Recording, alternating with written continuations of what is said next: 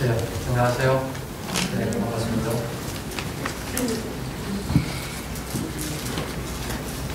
사무엘하 21장, 22장, 21장,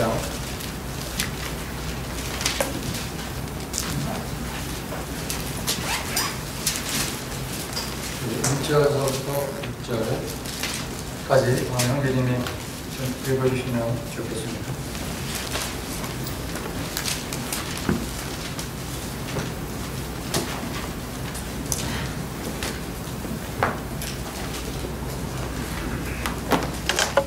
사무엘하 21장 1절부터 6절까지. 다윗의 시대에 해를 거듭하여 3년 기근이 있으므로 다윗이 여호와 앞에 간구하매 여호와께서 이르시되 이는 사울과 피를 흘린 그의 집으로 말미암음이니 그가 기브온 사람을 죽였음이니라 하시니라. 기브온 사람은 이스라엘 족속이 아니요 그들은 아모리 사람 중에서 남은 자라. 이스라엘 족속들이 전에 그들에게 맹세하였거늘 사울이 이스라엘과 유다 족속을 위하여 열심히 있으므로 그들을 죽이고자 하였더라. 이에 왕이 기브온 사람을 불러 그들에게 물으니라.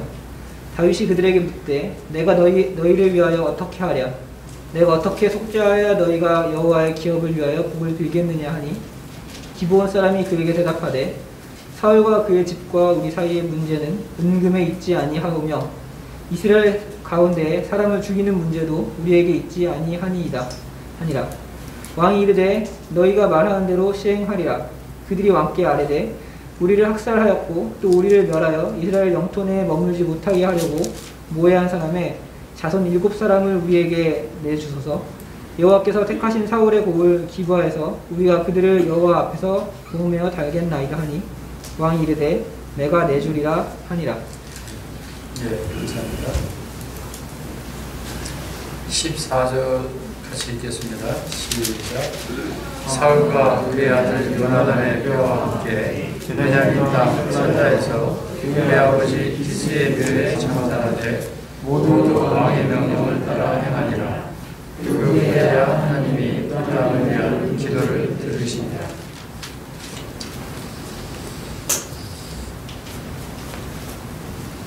저희들이 코로나 때문에 1년 정도를 강단에서 말씀을 전하시는 분들이 순서를 정해서 이렇게 했습니다. 불의기함으로 했다고 저희는 듣는데 4월달부터는 이제 정하지 않고 전에와 같이 그렇게 하기로 이렇게 했습니다. 위해서 기도해 주시고요.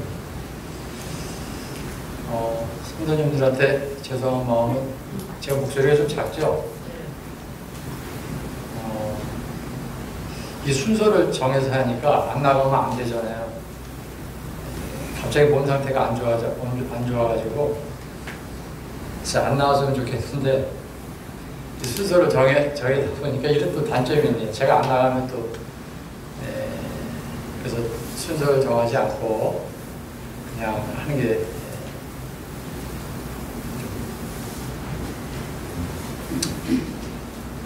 좋았구나 하는 생각이 있습니다. 그냥 기대해 주시기 바랍니다. 여기 21장 1절에 보니까 다윗의 시대에 해를 거듭하여 3년 기근이 있으므로 사회보시원님이 말씀하신 대로 또 뉴스에 나온 대로 지금 뭐 강원도, 경상도 이쪽에 불이 나가지고 참 하나님께서 우리에게 보여주시는 모든 마지막 때의 재앙들을 다 우리가 지금 보면서 체험하면서 살고 있고 지금 뭐 우크라이나 사태를 보면 에스겔 38장에 나와 있는 대로 참 마지막 때 그 고가 마고가로서 그 러시아 그 북방 세력을 이제 위주로 해서 이제 이스라엘을 쳐들어오는 이런 과정들이 다 이렇게 지금 현상들이 나타나는데 다만 이제 저희들이 기도하는 것은 그 우크라이나 사태가 빨리 끝나야지 되지. 그렇지 않으면은 이제 결국은 이제 식량이 문제거든요. 우리가 지금 코로나 때문에 여러분들이 참 고생들 많이 하시는데 앞으로 위기는 이제 식량이라고 보잖아요. 결국 이제 우크라이나가 거기가 그쪽에 그 곡창지대인데 지금 전쟁이 오래 가면은 이제 먹는 게 이제 문제가 심각하게 됩니다. 그래서 과연 이제 우리가 7년 대화단 우린 전에 휴거된다고 하지만 여하튼 주님의 긍휼하심을 바라보고 주님을 우리가 바라볼 거는 주님밖에 없고 그 다음에 이제 우리 성도님들도 육체적으로 나이가 먹으니까 생老병사잖아요. 주님 오심이 이제 여러모로 개인적으로나 또 나타나는 현상들을 통해서 주님 오심이 가까운 것을 보게 됩니다.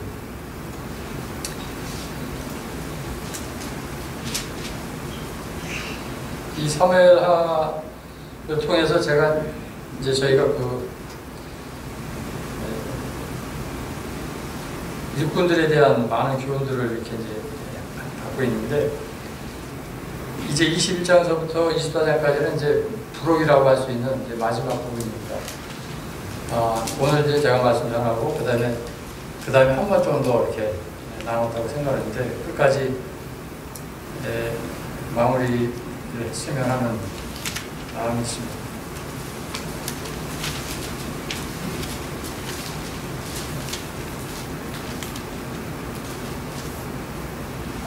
하나님께서는 우리 사람의 연약함, 여러 가지 실패를 통해서 하나님의 하시고자 하는 것들을 이렇게 하시는 것들을 우리가 보여주고 있습니다. 여기 이제 21, 22, 23, 24 중에서 이제 정반부 2장에서는 우리가 읽은 대로 이 기본 족속을 잘못 대한 일에 대한 부분이 나오고 그 다음에 이제 나머지 2장에서는 마지막에 백성의 수를 센 일에 대해서 잘못했잖아요. 다윗이 두 가지 심판에 대한 내용이 나오면서 그 사이에 이제 노래가 나옵니다. 첫 번째 여기 이제 22장에 나오는 첫 번째 노래는 다윗이 하나님께서 다윗을 이렇게 지키시고 보호하신 과거에 다윗을 구원하신 그런 하나님을 찬양하는 내용이 나오고 그 다음에 이제 23장 이런 부분에 있어서는 앞으로 이제 오실 그 주님에 대한 예언으로 미래에 대한 이런 약속에 대해서 찬양하는 그런 내용이 나옵니다. 그리고 이제 우리가 이 사무엘을 통해서 우리가 기억하시는 대로 사울의 집에 대한 이제 심판을 기록하신 후에 다윗의 용사들의 거인들을 해배시킨 그런 내용들이 나옵니다. 그리고 말씀드린 대로 이제 나머지 2장에서 마지막에 이제 백성의 수를 헤아린 일에 대한 심판을 다루기 전에 또 이제 다윗의 그 사람들, 다윗의 용사들에 대한 이런 기록을 하고 있습니다. 그래서 이제 21장에는 기본 족속에 대한 문제를 해결하고 두 번째 이스라엘 대적들이 이제 이 거인들을 죽인 그런 사건이 나옵니다. 그리고 22장은 이제 노래인데 이것은 다윗이 자신이 받은 구원을 회상하면서 찬송하고 있습니다. 그 다음에 다윗이 자신의 나라가 영원토록 영속되기를 위한 그런 노래가 나옵니다. 그리고 25장에는 말씀드린 대로 자신의 사람들, 용사들에 대한 특별한 내용들을 기록하고 있고 이제 마지막 장에서는 자기가 백성의 수를 계수한 죄 그래서 여부 사람 아라우나의 타작마당에서 다윗이 이제 제사를 드림으로 전염병이 이제 그치는 그러한 내용이 그래서 이 22장 이제 노래가 나오는데 이것은 이제 이 노래가 나온다는 것은 즐거운 다음에 승리한 다음에 노래가 나오겠죠. 그래서 바세바를 범하기 전에 지었던 노래가 아니냐 이렇게 봅니다.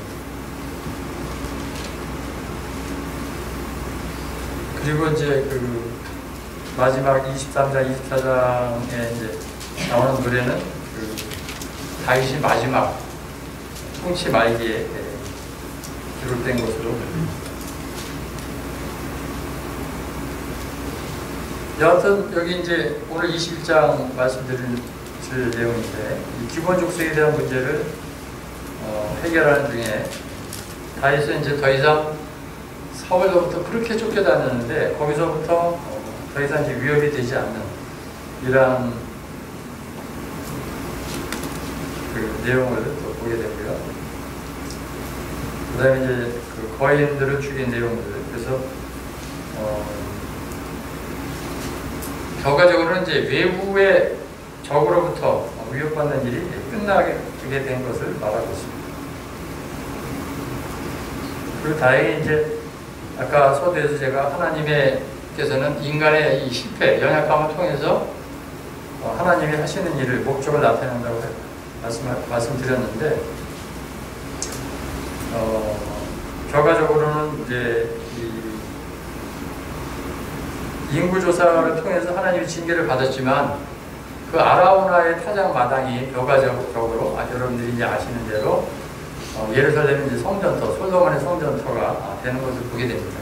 그래서 거기서 이제 하나님의 영광을 받으시는 거죠. 그리고 이제 그 다윗의 그러한 그 승리가 빛을 발하는 내용들이 이제 이어져 나가고 있습니다.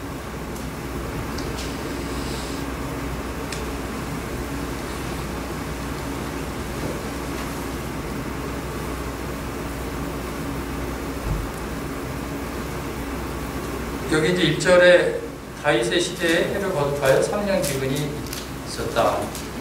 이런 말씀을 하게 되는데요.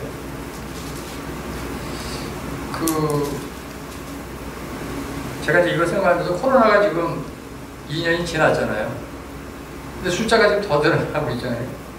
그래서 이제 3년째 이렇게 돼가는데 뭐가 잘못인가 이렇게 생각할 때 저 자신부터 하나님 앞에서 진정한 회개를 하고 있지 못하다.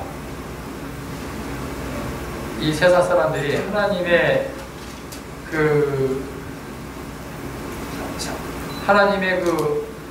위대하심, 하나님에 대해서 두려워하는 마음들이 결여되어 있어가지고 그냥 유행처럼 지나가는 병처럼 생각하다 보니까 하나님께서 이런 것들을 끝내지 않고 있다. 그리고 앞으로 이제 이게 끝나면 또 어떤 새로운 변이가 또 나타날지 모르잖아요. 근데 저도 저 자신에게 좀 안타까움이 있어요. 왜 전과 같이 하나님 앞에서 철저한 진정한 회개가 안 일어날까? 그냥 무뎌져 있고 그냥 그러려니 하고 그런 저 자신에 대해서 좀 안타까움이 좀 있습니다.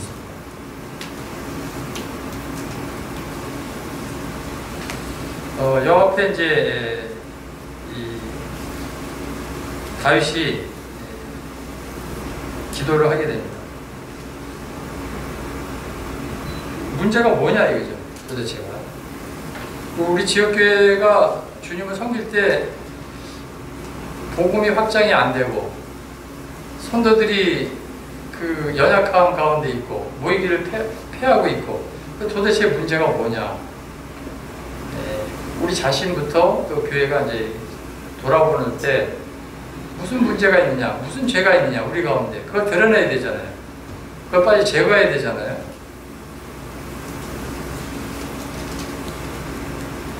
근데 찾아보니까 기브온 족속에게 그 사울 왕이 그 과거에 이스라엘 백성들이 여호와의 이름으로 약속했던 그 부분을 잊어버리고 쉽게 얘기하면 하나님의 말씀을 잊어버리고 하나님을 두려워 경외하는 마음을 잊어버리고 자기의 열심, 자기의 의로 기브온 족속을 죽인 거예요.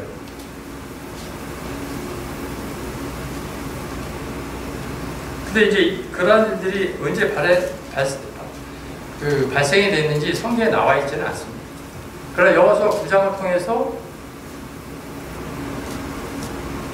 하나님의 백성이 그 가나안 땅에 들어갈 때 그 가나안의 족속들 7족속이니까 그 사람들을 계속 침공하고 무력화시키고 나가니까 이 기본 족속이 꾀를 내가지고 이제 뭐 그 여러 가지 변장을 하잖아요. 그래서 속여가지고 이스라엘 백성들에게 자기네가 여기 사람이 아니고 멀리서 왔다. 그렇게 이제 거짓말을 해가지고 여호와의 이름으로 자기들을 죽이지 않고 이제 이스라엘 백성들에게 이제 물을 떠다준 뭐 장자 패는 일이라든지 물 떠다는 일이라든지 그렇게 해서 이제 억지로 이제 동맹을 받아내가지고 자기네가 이제 보호하는 일을 이제 이렇게 했죠. 거짓말을 한 거죠. 여가지고는.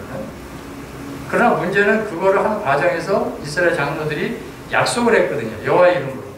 내가 너희를 멸하지 않겠다. 동맹을 했단 말이죠.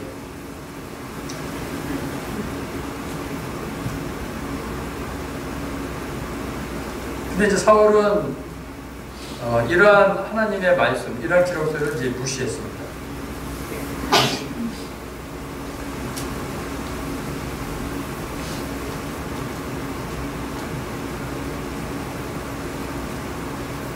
그래서 사울이 그들에게 살육을 행할 때 그들은 이제 아무런 저항할 힘이 없었고요. 그러나 하나님은 이제 자기 이름으로 했기 때문에 기브온 족속의 편을 들어주셨습니다. 그래서 협의를 맺을 때 말해진 이 맹세에 대해서 그냥 맹세한 게 아니라 여호와의 이름으로 맹세했거든요.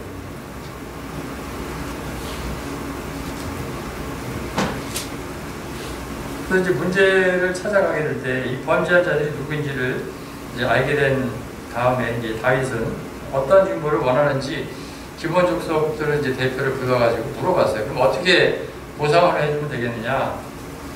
그랬더니 그들은 이제 돈으로 보상을 받는 게 아니다. 뭐 말씀에 있는 대로 눈에는 눈, 이에는 이, 피에는 피. 그 당신들이 사울왕이 우리 백성들을 기브온 족속들을 죽였으니까 기브온 족속의 사람들을 내려다게 그들을 죽이겠다 이거죠. 똑같이. 끔찍한 일이죠. 그래서 사울의 자손 7명을 이제 내놔서 이제 죽임을 당합니다. 근데 여기 성경을 시간에서 다 읽지 않겠습니다만, 뭐 무비보셋이라든지, 그다음에 뭐 바르실레라든지 이런 사람이 나오는데 이거 동명이인이에요. 네. 우리가 알고 있는 그런 유명한 무비보셋이나 바르실레는 아닙니다. 그래서 여하튼 이제 7명을 내놔서 그들이 이제 그 공개적인 그 보복을 하도록 그렇게 허락을 합니다. 근데 이제 그런 과정에서 그 사울의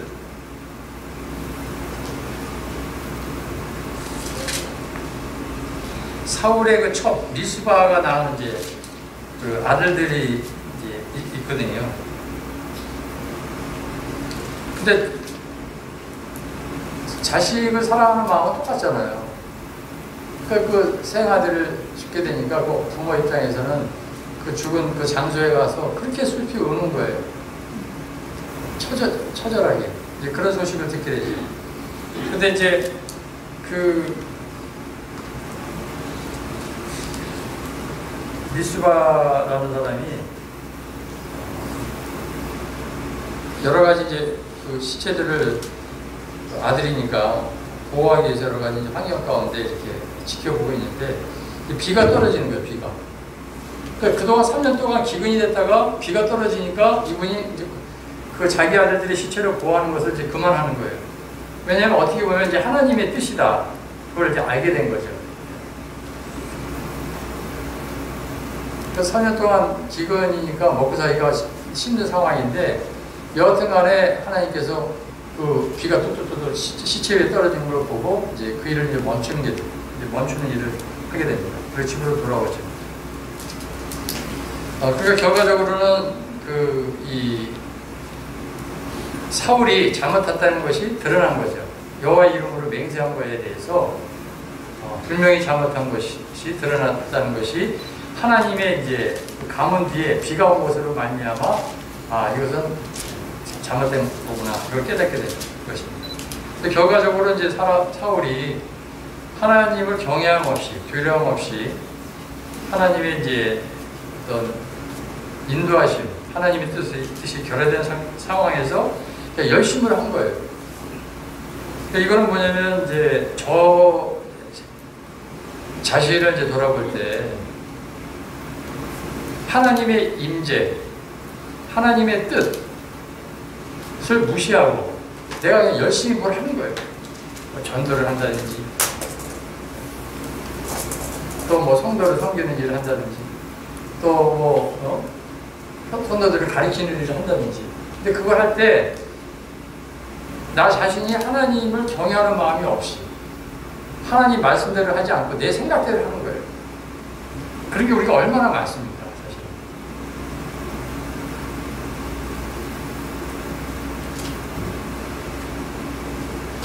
여하튼 사울은 이 기본 족속을 사륙을 했는데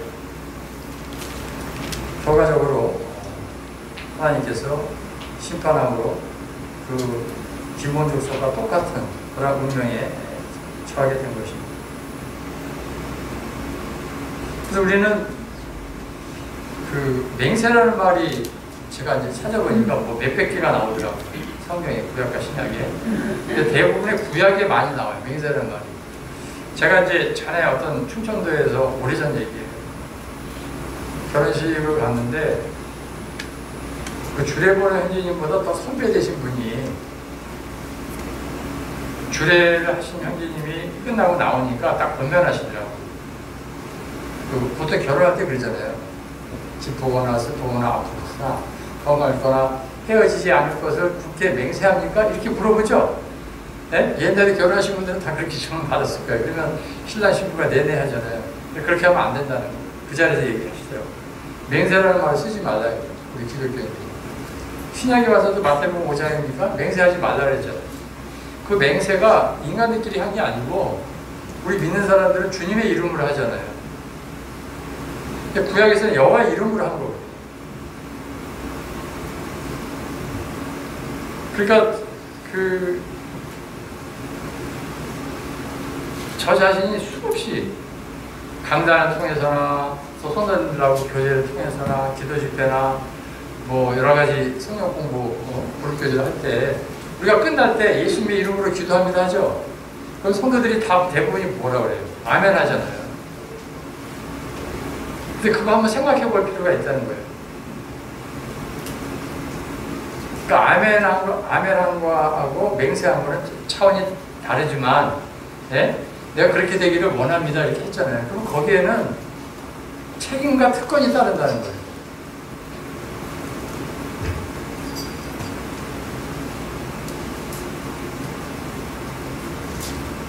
성도들 가운데서 약속을 어기는 일이 있어야 됩니까? 없어야 됩니까? 없어야 되잖아요. 성도들이 거짓말하면 안 되잖아요. 근데 다 같이 아멘 했잖아요. 예를 들어서 모이기를 힘써야 되잖아요. 그죠?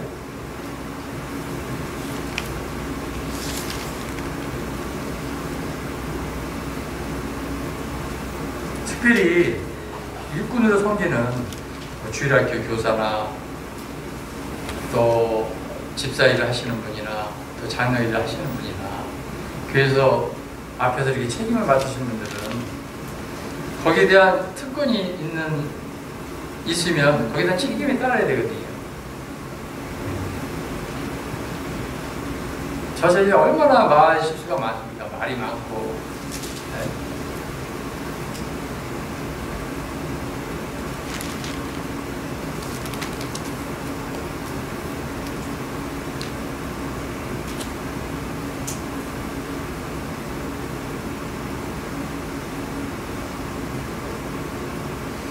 여하튼 앞에서 특별히 수고하시는 분들은 여기에 대해서 조심해야 할 것을 이러한 말씀을 통해서 교훈으로 얻게 됩니다.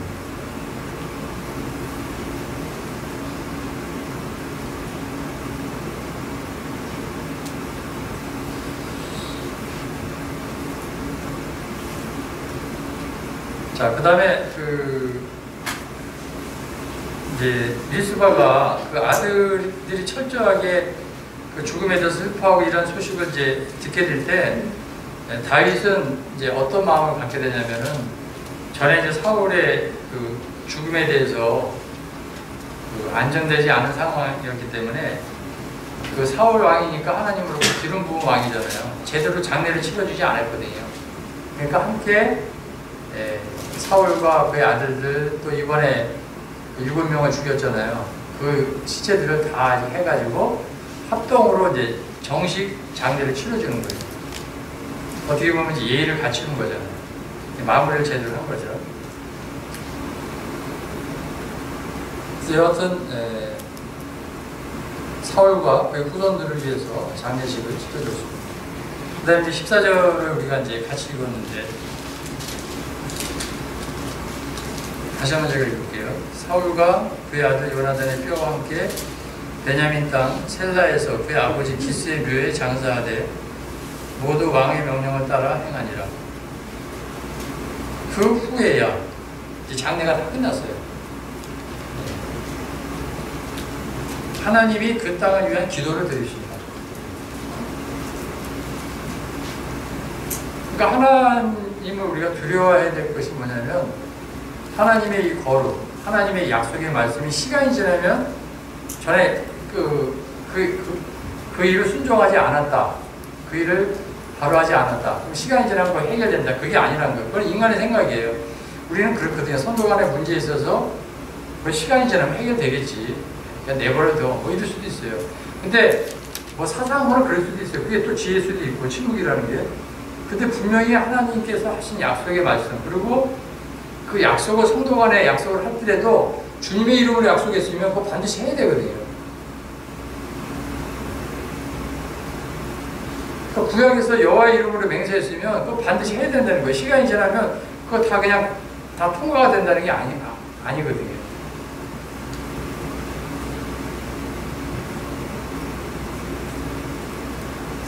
그래서 하나님께서 다윗이 이러한 일들을 깔끔하게 분명하게 다 치렀기 때문에 3년 동안 기근이 들었는데 그 장례를 치른 이후에야 기도를 들어줬다는 거예요. 여기 이제 그 24장 마지막에 가서 마지막 24장 마지막에 가서도 무슨 말씀이 나오냐면 그곳에서 여호와를 위하여 제단을 쌓고 번제와 화목제를 드렸더니 이 여호와께서 그 땅을 위한 기도를 들으시매 이스라엘에게 내리는 재앙이 그쳤더라. 그러니까 하나님께서 원하시는 것, 하나님께 철저한 회개, 또 하나님 앞에 분명한 것들을 완전히 끝냈을 때 하나님은 기도를 들어주는 거예요. 그러니까 왜 주님은 우리가 이제 뭐 이삭교를 주님 축복하셔서 그동안 기도를 들으시고 이렇게 하셨는데 뭐 개인적으로나 교회적으로 우리가 기도를 그렇게 해도 안 들어주는 부분이 있을 거 아니에요. 예를 들어서요. 뭐 거의 들어주셨다고 보는데 근데 그런 부분에서 어떤 경우에는 하나님께서 해결하지 못한 부분이 있기 때문에 기도를 들어주시지 않는 거예요. 그러니까 기도를 들어주지 않는 것도 하나님의 응답이에요. 너를 돌아보라는 거예요. 우리 안에 뭐가 문제가 있다는 거예요. 그럼 우리는 다 모릅니다. 개인적으로 그게 개인적인 문제일 수도 있고 우리가 지금 우리 일상교회 내에서 찾아내지 못한 어떤 부분일 수도 있어요. 그러니까 우리는 이런 부분에 하나님에 대해서 두려운 마음, 하나님의 뜻이 무엇인지 이런 것들을 한번 생각해보고 헤아리는 부분, 이런 것들이 필요하다는 얘기죠. 그래서 인도자들이 이 다윗이 멋있게 이제 완전하게 장사를 끝냈기 때문에 사실 그거 원수 같은 사람이잖아요. 사울아 뭐하러 장례 치러줘요? 그냥 내버려두지 뭐 매달린 상태로. 근데 사울왕은 다윗의 생일 가운데 하나님으로부터 기름 부은 왕이기 때문에 하나님께서 직접 기름 부은 왕이기 때문에 건드리지 않았단 말이에요.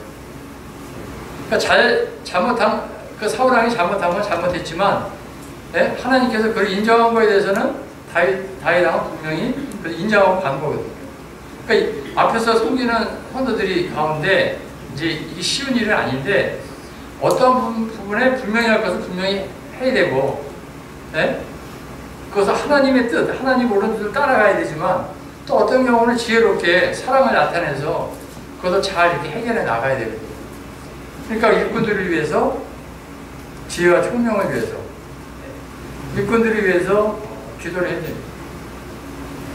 앞으로 일상교회에 이제 새로운 장로들이 세워지고 또 새로운 이제 집사 일을 하시는 분들 이렇게 섬기게 될 때 성령께서 아시잖아요. 이분이 섬기시고 주님이 이분을 세우신 것 같다. 그럼 그분들을 위해서 우리가 기도를 해야 됩니다.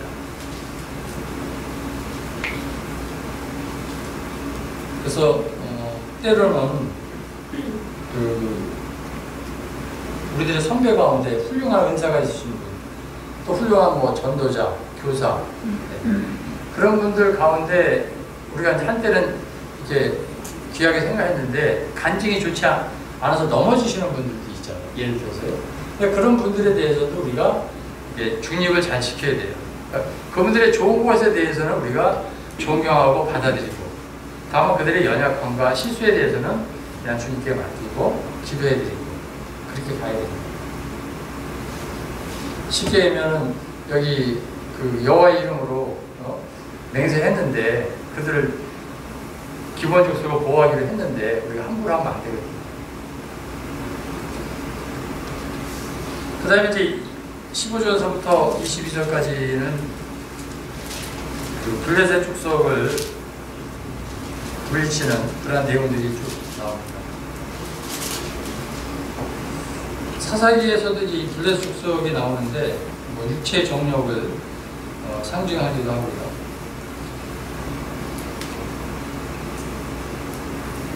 이 아주 뿌리 깊은 이 블레셋 축석을 이제 패배시키는 그런 장면들이 나옵니다.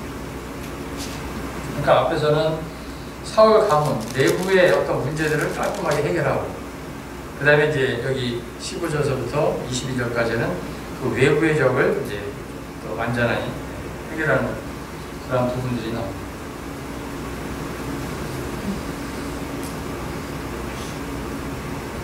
사사시대부터 있었다고 그랬는데 결과적으로 이제 잘 아는 대로 삼손이 그죠? 40년 동안 블레셋 축석들 뭐 이렇게 그 사사로서 큰 일도 이제 이렇게 뭐 하고 했잖아요. 우리가 아는 대로.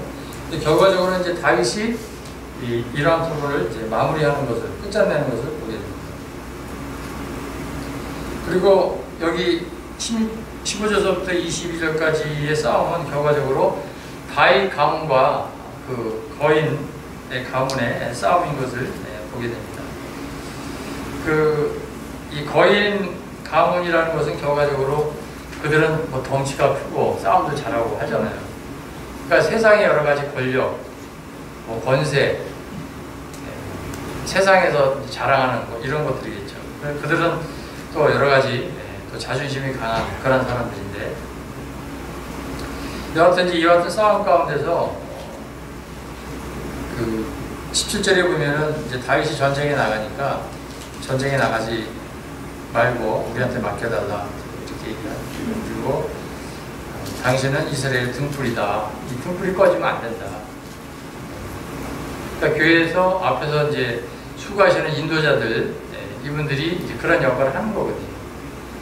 그러니까 그분들이 그 등불이 꺼지면 다 어둠 가운데 있고 혼비백산하고 힘을 못 쓰는 것처럼 일꾼들이 하나님의 보호 가운데, 이제 성도들이 기도 가운데서 보호가 되어야 되겠죠.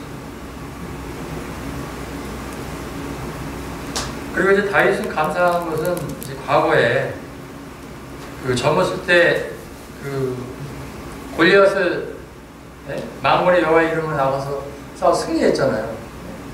근데 이제는 자기의 그 부하들이 나가서 그 일을 대신하게 될 때 얼마나 마음이 참 기쁨이 있고 감사가 있겠습니까?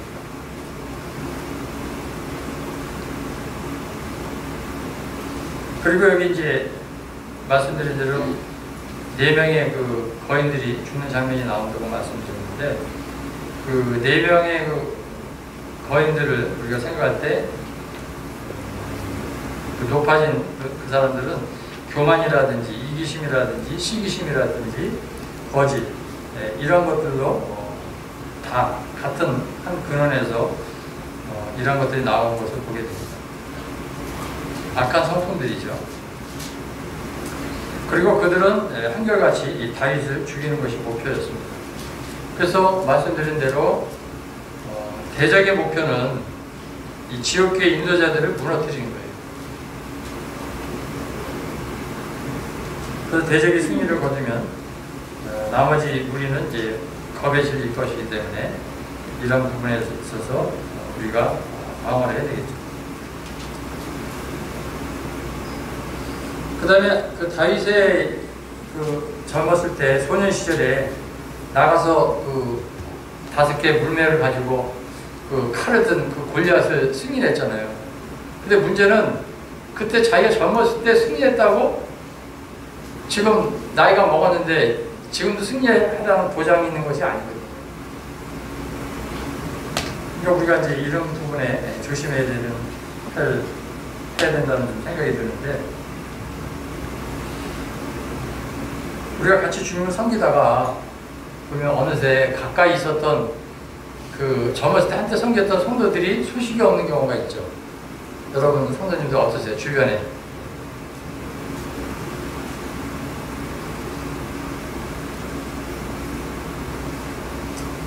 여하튼 인도자들은 그 다윗한테 얘기한 것처럼 교회에 등 뿌린 것을 보게 됩니다.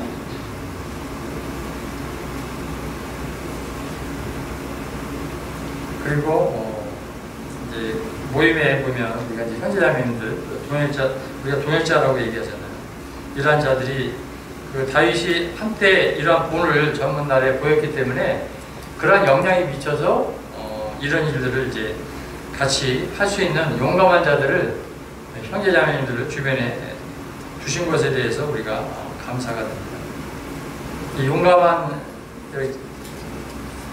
이제 사람들이 여기 나오는데, 용감하다는 얘기는 이제 믿음이 있는 거예요. 그래서 믿음은 용기예요.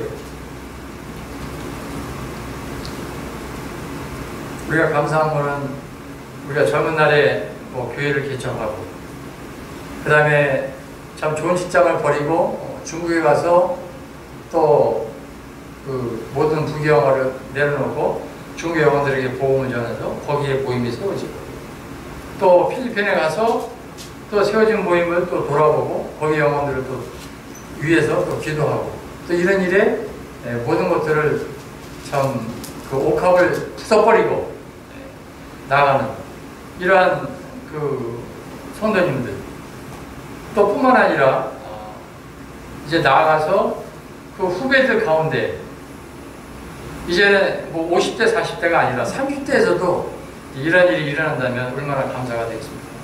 다윗이 이 4명의 이 거인들이 그냥 이렇게 무너지는 것들을, 물치는 것들을 소식을 듣게 될 때 그 마음에 얼마나 참 마음에 감사가 있겠습니까?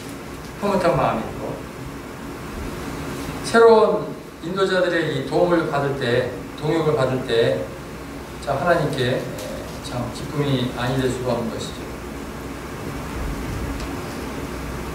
또 우리 모임에 보면 특별히 이 충성스러운 집사 형제님들이 참 기둥 같은 그런 형제님들이 있는 것에 대해서 너무 감사가 되고요. 또 이제 올해 3월달 신학기가 돼가지고 또 교사들이 이렇게 이제 더해지는데, 새로운 교사들이 주님 앞에 감사가 됩니다. 그 다음에 22장은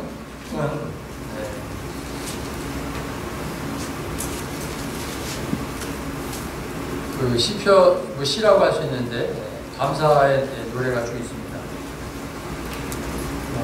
내부의 대적과 외부의 대적을 이제 다 정리한 다음에 하나님께 찬양하는 그런 내용인데, 시편 18편과 거의 내용이 비슷합니다. 그리고 이러한 이제 그 감사의 노래는 출애굽기 15장이라든지 민수기 22장의 그런 노래와도 흡사합니다. 그래서 여러 가지 환경 가운데서 여호와를 의뢰하고 있는 이러한 모습들이 22장에서부터 쭉 나옵니다. 22장 한번 제가 읽어보겠습니다. 여호와께서 다윗을 모든 원수의 손과 사울의 손에서 구원하신 그날에, 그러니까 그 외부와 내부의 적들 다 정리한 다음에 다윗이 이 노래의 말씀으로 여호와께 아뢰어 이르되 여호와는 나의 반석이시여 나의 요새시여 나를 위하여 나를 건지시는 자시여 내가 피할 나의 반석이시여 반석의 하나님이시여 나의 방패시여 나의 구원의 뿌리시여 나의 높은 망대시여 그에게 피할 나의 피난처시여 나의 구원자시라 나를 폭력에서 구원하셨도다 내가 찬송받으실 여호와께 아뢰리니 내 원수들에게서 구원을 받으시도다 하면서 여러가지 이제 다윗이 어려운 환경 가운데서 하나님께서 자기를 구원한 자기를 도와주신 이러한 그 주님을 하나님을 이제 찬양하는 그런 부분입니다. 우리가 이제 그 주님을 섬기고 주님의 오심을 이제 맞이하게 될 때 뭐 연배되신 우리 부치님들 모친님들 계시지만 우리 인생을 이렇게 돌아보게 될 때 크게 작게 하나님께서는 이 다윗과 같은 이런 극적인 참 죽음의 사선에서 왔다 갔다 하는 그런 일들을 하지 않았을지라도 알게 모르게 작은 일에서부터 또 하나님께서 여기까지 도와주신 일들을 이렇게 시로 나타낸다면 이 시와 비교할 수는 없겠지만은 주님 앞에 우리가 동일하게 이러한 부분에 대해서도 아멘 할 수 있지 않을까 하는 생각이 듭니다.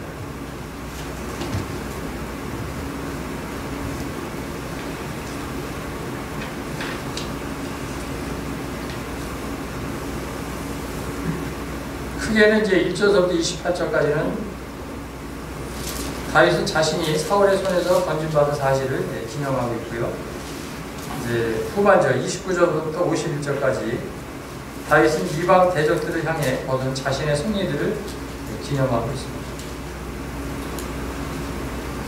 결국 다윗의 생애에 경험한 것들을 시를 쓰고 있지만 어떻게 보면 하나님의 사람들, 특별히 우리 주님이 이런 과정을 겪지 않았나 우리가 얼마든지 생각할 수가 있습니다. 그리고 때로는 이제 앞선 믿음의 사람들을 생각할 수가 있습니다.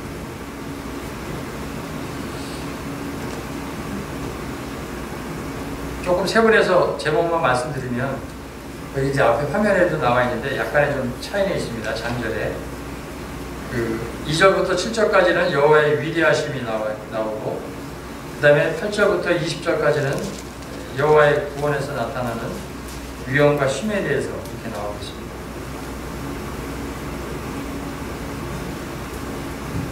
특별히 이제 여기 8절부터 20절까지 나오는 내용에는 지옥계의 장로들이 그 다윗과 같은 그런 경험들을 하게 되지 않느냐 하는 생각을 해보게 됩니다.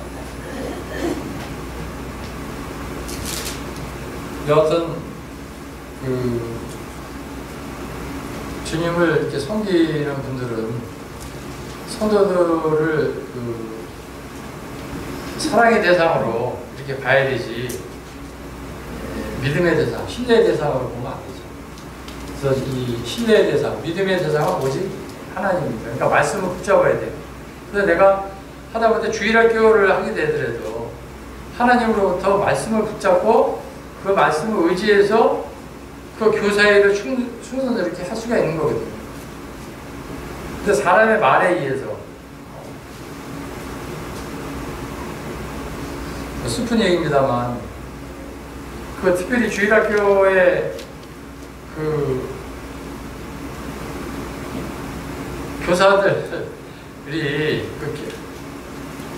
뭐 결말이라고 할 수는 없지만 중간 과정에서 이렇게 여러 가지 참 그 믿지 않은 사람들하고 결혼하는 이런 모습들을 가정을 볼 때 저에게 마음에 이렇게 좀 두려움이 있어요. 대부분의 그런 일들이 자꾸 발생이 되니까 이걸 어떻게 하면 좋을까? 차라리 그 나이 결혼하신 분들이 이런 걸 하면 어떨까 하는 생각도 있고 또 형제님들이 하면 어떨까 하는 생각이 있고 이를 위해서 또 기도를 해드리죠. 주님의 궁유하심을 받아야 되겠고. 그 다음에 이제 21절부터 28절까지는 다윗의 충성에 대해서 하나님께서 이제 상을 주시는 이런 내용들이 좀 나옵니다.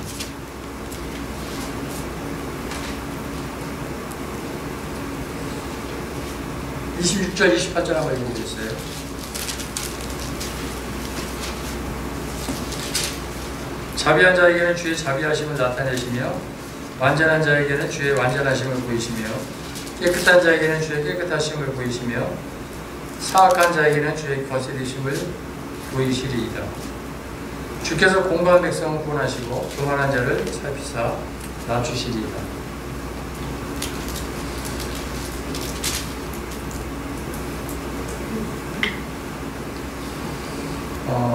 여하튼 그 하나님의 이 말씀, 영원한 이 원리에 대해서 순종하는 그런 부분들을 따라가게 될 때 하나님으로부터 저들이 이제 축복을 받는 것을 보게 됩니다. 특별히 이제 앞에서 섬기시는 분들이나 또 그렇지 않을지라도 기도하는 사람들은 이 하나님의 말씀을 잊지 말아야 될 것을 우리가 다시 한번 생각해 보게 됩니다. 제가 그냥 읽어드릴게요. 손을 그냥 들으시기 바랍니다.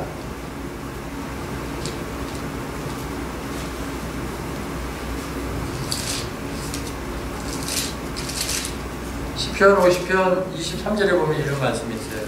마지막 절인데 감사로 제사를 드리는 자가 나를 영화롭게 하나니 그의 행위를 옳게 하는 자에게 내가 하나님의 구원을 보이리라.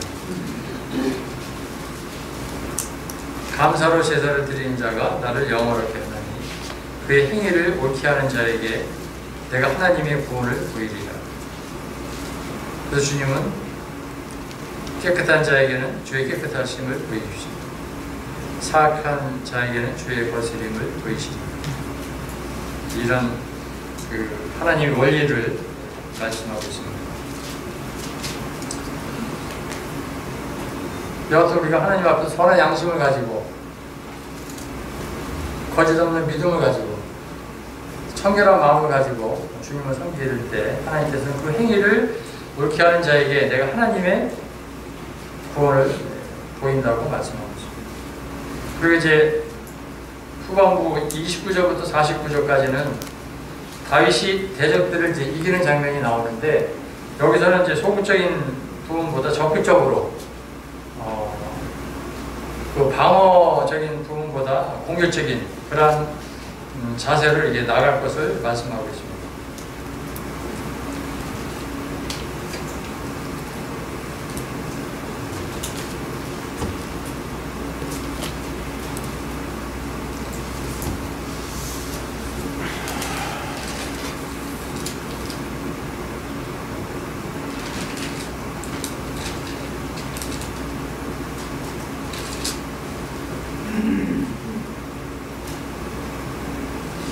(30절을) 한번 읽어보겠습니다.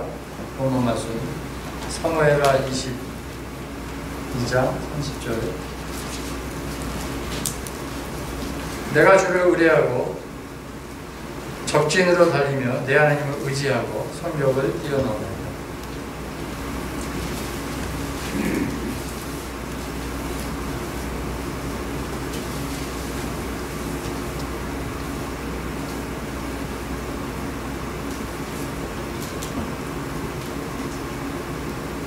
우리가 이 코로나 때 그 주님의 이름으로 집회를 가는데 아까도 얘기했지만 이 권력과 같은 여러 가지 방해되는 것들이 이제 모이는 데 있어서 여러 가지 우리에게 이제 회방을 가져오는 것들을 보게 됩니다. 그때 우리는 그 성령님의 인도하심을 통해서 말 그대로 뭐 우리가 돌파 감염이라고 하는데 이런 것들을 우리가 방어적인 입장에서 나가는 것이 아니라 어떤 면에 있어서는 공격적으로 믿으면 죽으면 죽으리라 이런 믿음으로 우리가 나갈 필요가 있습니다.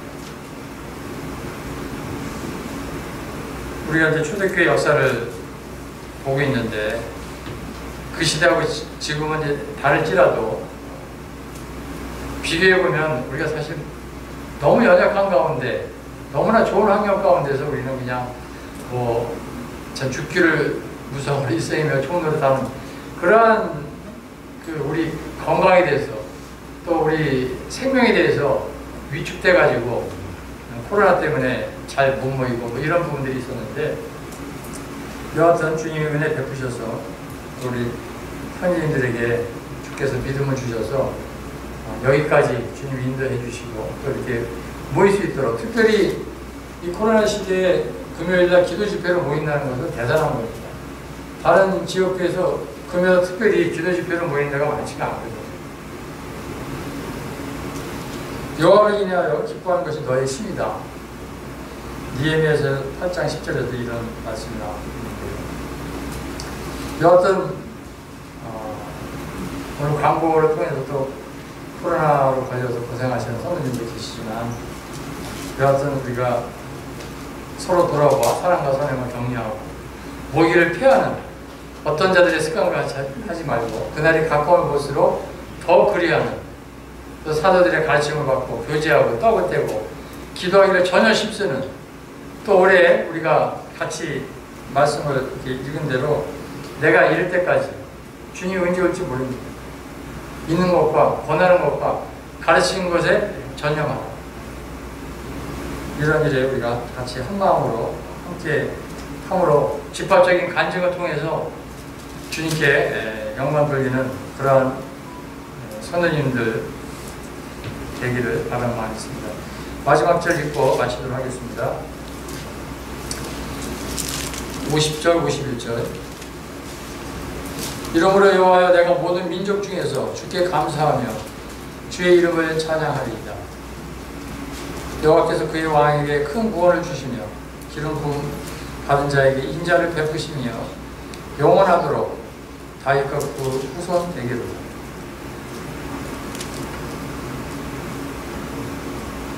그래서 모든 민족이 주님의 이름 앞에 무릎을 꿇게 될 것입니다. 그리고 우리가 예배 시간에 감사했지만 주님께 우리가 찬양을 드립니다. 그리고 왕 중의 왕이신 그 기름 부으신 분이 이제 곧 오십니다. 우리를 공중에서 데려오실 분들로 이제 우리에게 천년 왕국이 있습니다. 그 다윗의 왕국이라고 뭐 이렇게 이제 말씀하기도 하지만 결국 우리가 그리스도와 함께 왕노릇 할 것입니다. 어떤 분은 이제 표현하기를 뭐 왕과 제사장이라고 하는데 우리가 이런 부분에 자긍심을 가지시고 여기 마지막에 인자를 베푸시며 영원하도록 다윗과 그 후손에게로다. 우리가 하나님의 은혜로 말미암아 그리스도 안에 들어와 있고 지체가 되었고 또 상속자가 되었고 또 그분의 후손으로 그분을 영원토록 찬양하고 그분과 함께 우리가 왕노릇 할 것입니다. 이상으로 말씀을 마치도록 하겠습니다.